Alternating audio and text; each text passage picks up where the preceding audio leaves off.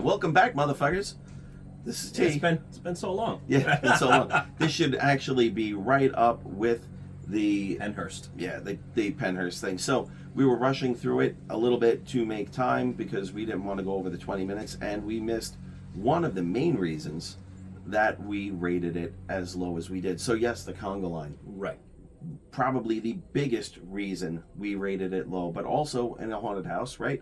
Why do we hate the conga line? Why do we fucking hate being put in groups of 10, 12, 20, even a group of surprises. 6, even a group of 6 when you're 2 and there's 4, right? Right. It's immersion. Right. Right? You want to be immersed. Why do I enjoy the haunt that they have out in Ohio in that little roller rink so much? Because I've been put through in a group of 2. Right. And there's one dude running around playing Setting everything off. Right. You're setting off whatever animatronics, and he's the guy that's following you through. Which is kind of cool. It's more a horror movie type experience when there's only one person Right. in one costume kind of popping up everywhere. Yeah. You know?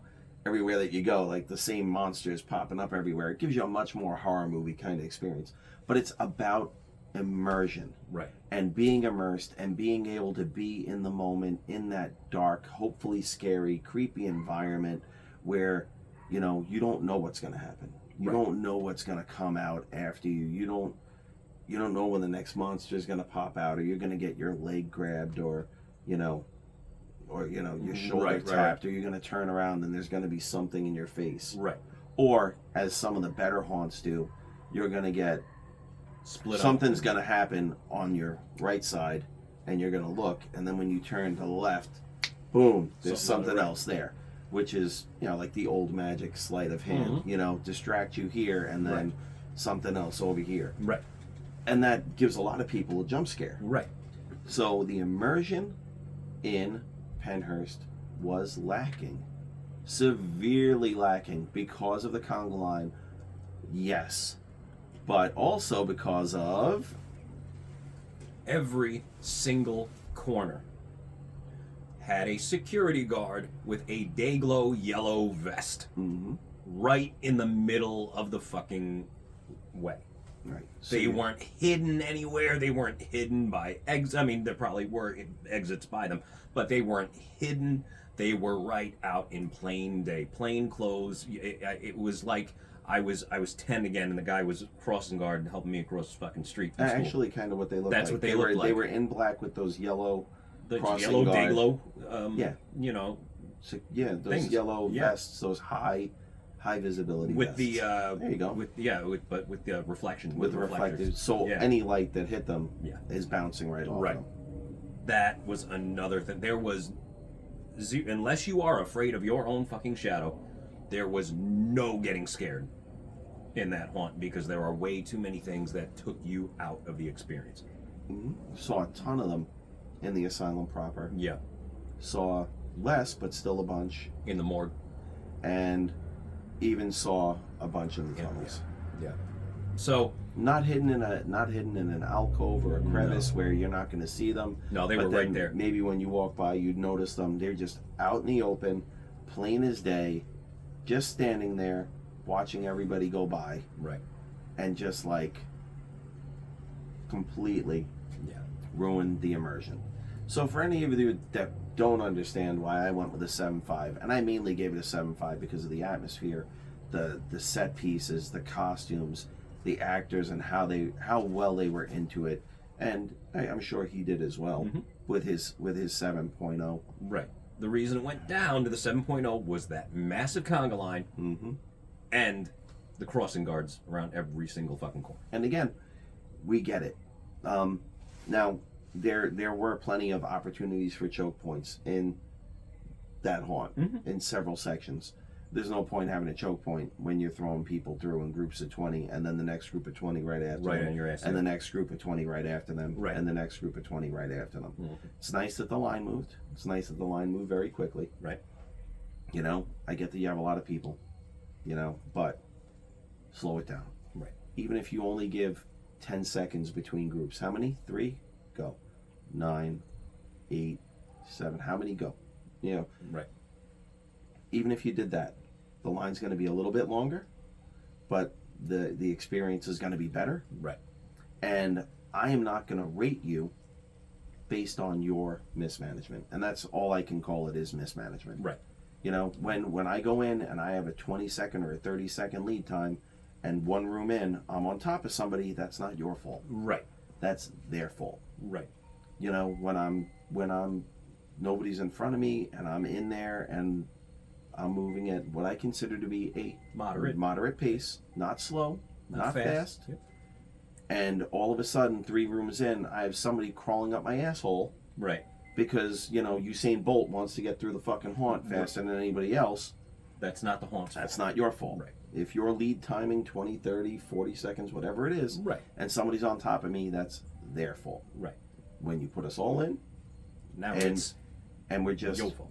I can see, you know, when you're fucking, you know, nose to ass with everybody else in front of you, that's your fault. Right. So, had to make that addendum because Yeah. that was a really big deciding factor in why I took it back to a 7. Mm-hmm. So, all right. Yeah, we did discuss that because because it was a big our big ratings point were, of contention. Our ratings were fluctuating a lot. Yeah. And we settled on what we settled on just because of Those 2 major issues. yeah. And they are pretty major issues. So listen, to the people that run Pennhurst, God bless you. You have a fantastic property. You have And a fantastic haunt. an unending ability to expand. Right. Right. There are so many other houses on that property, and yes, I understand about structural integrity and you know, asbestos remediation, because those buildings are old. I'm sure there are asbestos tiles and pipes and whatnot. I understand the cost and everything. Pennhurst isn't 2 years old. Right. I'm just saying you have the potential. Right. The potential to make this like the best horror theme park in the world. Right. But Don't you screw really, it up really just have to, on stupid shit like conga lines and plain clothes and crossing guards. That's one thing I'm really afraid of about going to Halloween Horror Nights, because it looks like a huge conga line. Yeah. It looks like they have gorgeous sets and really cool themes and fantastic costuming, but it looks like they're just fucking nose to ass the whole way through. Right. Which really doesn't allow for any scares. Right. At all. Because if I'm in this room and then I see Michael Myers pop out of a closet over there to scare somebody, and then 3 people in front of me, he pops out again, and then when I'm here he pops out, he's not scaring me. It's kind of cool that he's popping out to try to murder me. Right. But I'm not getting scared. Right.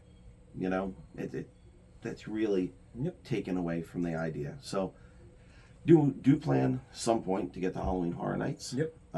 But you know, we're gonna go with that in mind, and if they change our mind, be a great fucking thing. And that'll still wind up with them getting a 7 or 7.5 right for their conga line. You know, especially considering the price they charge. Damn right. On top of park admission. Right.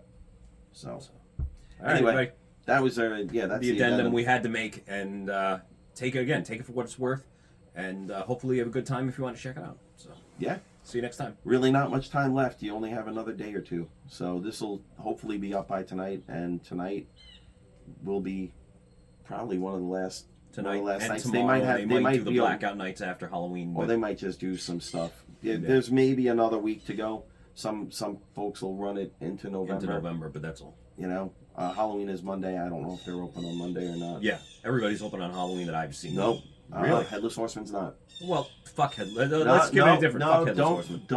Don't start that nonsense. He's so fucking anti-Headless Horseman. By the way, this cunt's not going. I'm not even going to comment on it, but this cunt isn't going with me to Headless Horseman. I'll comment on it. Which is tonight. I'm not spending $75 on it. But it's $60 for the ticket. The ticket fee is expensive, probably double what most other places charge. Right. But so that may be their fault. But again, it would only be $3, so it would be $70 instead of $73 and change if the ticket fee was aligned with everyone else's like $3 fee, instead of it being a $7 and change fee. Guys, that's fucking ridiculous. And I will comment on that, as well as a bunch of other shit after I see the haunt. You will get a good and actual review he's, for whatever reason, he's so fucking negative on this fucking haunt. It's disgusting, and I keep yelling at him about it. Constant fucking fighting about it. Fucking sucks. You can't say it sucks if you haven't been there in a fucking decade. I'm sorry. I'm sorry. You can't.